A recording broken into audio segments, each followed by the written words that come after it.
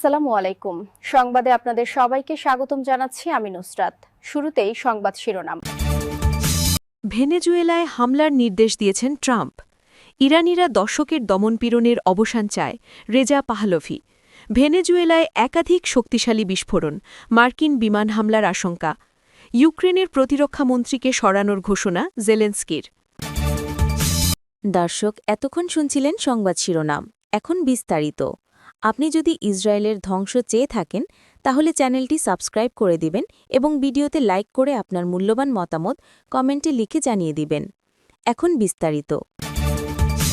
মার্কিন president Donald Trump ভেনেজুয়েলার ভেতরে সামরিক স্থাপনাসহ একাধিক স্থাপনায় হামলার নির্দেশ দিয়েছেন বলে জানিয়েছেন মার্কিন কর্মকর্তারা।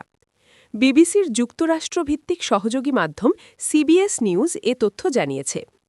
এরই মধ্যে ভেনেজুয়েলার রাজধানী কারাকাসে বিস্ফোরণের শব্দ শোনা গেছে। শহরের বিভিন্ন এলাকায় বিস্ফোরণের পর আকাশে ধোঁয়া উঠতে দেখা গেছে, এমন ছবিও প্রকাশ পেয়েছে। ভেনেজুয়েলা সরকার এই হামলাকে যুক্তরাষ্ট্রের সামরিক আগ্রাসন হিসেবে প্রত্যাখ্যান ও তীব্র নিন্দা জানিয়েছে। বিভিন্ন স্থানে একের পর এক বিস্ফোরণের খবর পাওয়ার পর রাজধানীর আশেপাশের কয়েকটি এলাকায় বিদ্যুৎ সংযোগ বিচ্ছিন্ন হয়ে গেছে বলে জানা গেছে। এর আগে সোমবার ট্রাম্প দাবি করেন যুক্তরাষ্ট্র ভেনেজুয়েলার কথিত মাদকবাহী নৌযানের সঙ্গে যুক্ত একটি ডকিং এলাকা লক্ষ্য করে হামলা চালিয়ে তা ধ্বংস করেছে। তবে এটি সামরিক বাহিনী নাকি সিআইএ পরিচালিত অভিযান ছিল সে বিষয়ে স্পষ্ট কিছু জানাননি ট্রাম্প। হামলার সুনির্দিষ্ট স্থানও তিনি উল্লেখ করেননি, শুধু বলেন এটি ছিল উপকূলীয় এলাকায়। নতুন এই হামলায় ভেনেজুয়েলার ভূখণ্ডে যুক্তরাষ্ট্রের প্রথম স্থলভিত্তিক হামলা বলে ধারণা করা হচ্ছে। ইরানের সাবেক যুবরাজ রেজা পাহলভি ইরানি জনগণের প্রতি সমর্থন জানানোর জন্য যুক্তরাষ্ট্রের প্রেসিডেন্ট ডোনাল্ড ট্রাম্পকে ধন্যবাদ জানিয়েছেন। তিনি বলেন, ট্রাম্পের বক্তব্য দেশটির নেতৃত্বের বিরুদ্ধে বিক্ষোভরত মানুষের মধ্যে নতুন করে আশার সঞ্চার করেছে। পাহলভি বলেন, ইরানিরা দশকের পর দশক ধরে চলা দমন পীড়নের অবসান চান এবং আঞ্চলিক শান্তি ও স্থিতিশীলতার স্বার্থে যুক্তরাষ্ট্রের সঙ্গে সম্পর্ক পুনর্গঠনের দিকে তাকিয়ে আছেন। সামাজিক যোগাযোগ মাধ্যম এক্সে দেওয়া এক পোস্টে পাহলভি বলেন, প্রেসিডেন্ট ট্রাম্প, আমার স্বদেশীদের প্রতি আপনার দৃঢ় নেতৃত্ব এবং সমর্থনের জন্য আপনাকে ধন্যবাদ। ইসলামী প্রজাতন্ত্রের অপরাধী নেতাদের উদ্দেশ্যে আপনি যে সতর্কবার্তা দিয়েছেন তা আমার জনগণকে আরও শক্তি ও আশা জুগিয়েছে। এই আশা যে অবশেষে একজন যুক্তরাষ্ট্রের প্রেসিডেন্ট তাদের পাশে দৃঢ়ভাবে দাঁড়িয়েছেন। ৪৬ বছরের বিশৃঙ্খলা ও সন্ত্রাসের শাসনের অবসান ঘটাতে তারা যখন জীবন বাজি রাখছেন, তখন তারা আমাকে একটি দায়িত্ব এবং একটি বার্তা দিয়েছেন। একসময় যুক্তরাষ্ট্রের সঙ্গে ইরানের যে সম্পর্ক মধ্যপ্রাচ্যে শান্তি ও প্রসিদ্ধি এনেছিল তা পুনরুদ্ধারের চেষ্টা করা। তিনি আরও বলেন, ইরানের জন্য একটি স্থিতিশীল রূপান্তরের পরিকল্পনা আমার রয়েছে এবং তা বাস্তবায়নে জনগণের সমর্থনও আছে। মুক্ত বিশ্বের নেতৃত্বে আপনার ভূমিকার মাধ্যমে আমরা স্থায়ী শান্তির একটি উত্তরাধিকার রেখে যেতে পারি। এর আগে মার্কিন প্রেসিডেন্ট ডোনাল্ড ট্রাম্প বলেন, শান্তিপূর্ণ বিক্ষোভকারীদের বিরুদ্ধে ইরানি কর্তৃপক্ষ যদি সহিংসতা চালায় তবে যুক্তরাষ্ট্র তার জবাব দিতে প্রস্তুত রয়েছে। ইরানের বিভিন্ন প্রদেশে ক্রমবর্ধমান অর্থনৈতিক সংকটের কারণে বিক্ষোভ ছড়িয়ে পড়ার প্রেক্ষাপটে তিনি এই মন্তব্য করেন। নিজের সামাজিক যোগাযোগ মাধ্যম ট্রুথ সোশ্যালে ট্রাম্প লেখেন, ইরান যদি শান্তিপূর্ণ বিক্ষোভকারীদের গুলি করে ও সহিংসভাবে হত্যা করে, যেমনটা তারা অভ্যাস হিসেবে করে থাকে, তবে যুক্তরাষ্ট্র তাদের উদ্ধার করতে এগিয়ে আসবে। আমরা প্রস্তুত ও সম্পূর্ণ সজাগ অবস্থায় আছি। এই বিষয়ে দৃষ্টি দেওয়ার জন্য ধন্যবাদ। এদিকে মুদ্রাস্ফীতি ও অর্থনৈতিক দুরবস্থার প্রতিবাদে ইরানের বিভিন্ন প্রদেশে মানুষ রাস্তায় নামতে থাকায় পরিস্থিতি উত্তপ্ত হয়ে উঠেছে। কিছু এলাকায় বিক্ষোভ সেনাবাহিনীর সঙ্গে সংঘর্ষের রূপ নিয়ে প্রাণহানিও ঘটেছে বলে সিএনএন জানিয়েছে। যুক্তরাষ্ট্রের সঙ্গে চলমান উত্তেজনার মধ্যেই ভেনেজুয়েলার রাজধানী কারাকাসে একাধিক বিস্ফোরণের শব্দ শোনা গেছে।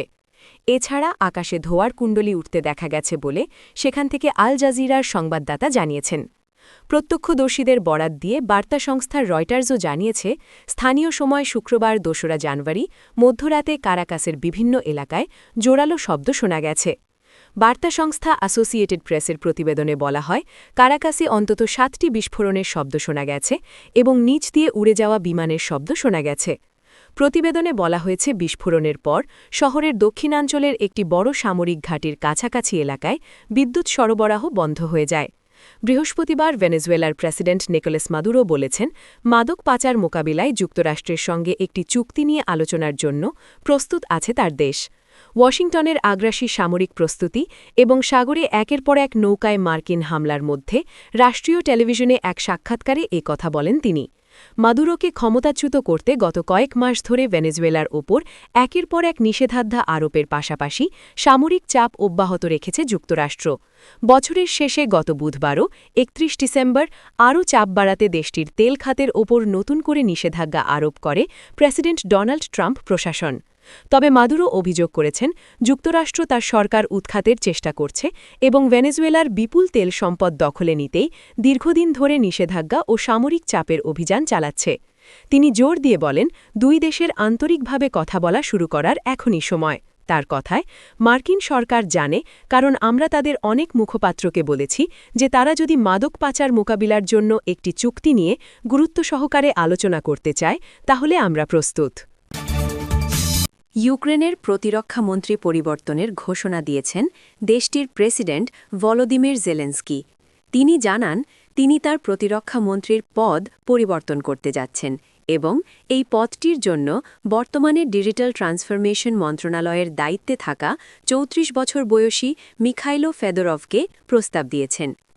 শুক্রবার ২ ফেব্রুয়ারি জেলেনস্কি তার দৈনিক ভাষণে বলেন, আমি ইউক্রেনের প্রতিরক্ষা মন্ত্রণালয়ের কাঠামো পরিবর্তনের সিদ্ধান্ত নিয়েছি।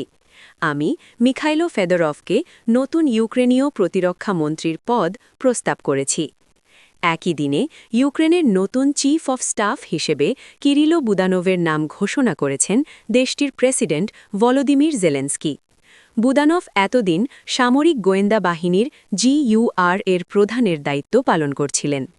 ইউক্রেনের প্রেসিডেন্ট গতকাল শুক্রবার সামাজিক যোগাযোগ মাধ্যম এক্সে দেওয়া পোস্টে বলেন, নিরাপত্তার বিষয়াবলী এবং প্রতিরক্ষা ও নিরাপত্তা বাহিনীর উন্নয়নে এখন ইউক্রেনকে সবচেয়ে বেশি মনোযোগ দিতে হবে। সেই সঙ্গে দ্যুতিক নৈতিক আলোচনার পথও এগিয়ে নিতে হবে। রাষ্ট্রের এইসব দায়িত্ব বাস্তবায়নে কাজ করবে প্রেসিডেন্টের দপ্তর। নতুন চিফ অফ স্টাফের বিষয়ে জেলেনস্কি আরও লেখেন, এইসব ক্ষেত্রে কিরিলো বুদানোভের বিশেষ অভিজ্ঞতা রয়েছে। রাষ্ট্রের এসব বিষয়ে লক্ষ্য অর্জনে তার সক্ষমতা আছে। আপনি যদি আমাদের চ্যানেলে নতুন হয়ে থাকেন তাহলে চ্যানেলটি সাবস্ক্রাইব করে দিন।